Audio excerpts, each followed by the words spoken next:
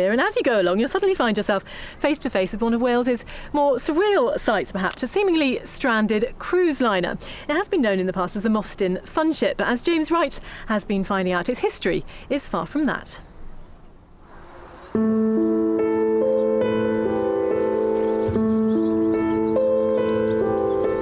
A familiar sight on the Flintshire coast for over 30 years, the Duke of Lancaster lays rusting and dormant. It wasn't always so. Built in 1956, she was one of the last steamship cruise liners to be built by British Railways, cruising around Europe from Norway to Spain and as a passenger ferry around the Scottish Isles and Irish Sea. She was converted to a car ferry in 1970, at one point connecting Holyhead to Ireland, but her days were numbered as custom-built car ferries took over and she was retired.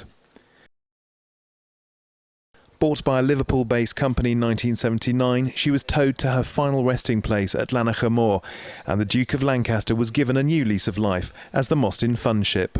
From an onboard market to hairdressers to slot machines, for a while the Duke of Lancaster was an entertainment destination, but her presence was controversial.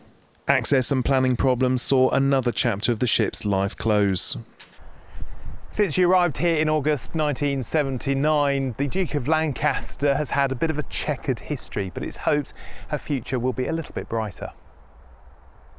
The Appreciation Society has been going for just over 2 years now. We've just become registered as a charity with a view to getting the ship restored to a former glory and get her opened up as a museum, education centre, retail. The ship is still structurally sound, but to renovate her will cost millions and needs the backing of the council to get access over the railway line. You know, she's put Llanicha Moor on the map. She's become an iconic landmark over the years, and she deserves some fun. I think she deserves to smile again. I've just been reliably informed that if you're interested in seeing that, that's about a 10-mile walk in that direction. And obviously even further along the coast in that direction, you'll come to the Isle of Anglesey, and that's where we'll be next week on our summer tour of the Wales Coast Path. Of course, home to the Duke and Duchess of Cambridge and home to the patron saint of love as well. I'm going to leave you with that thought as I proudly put on my Wales Coast Path badge, and back to you, John.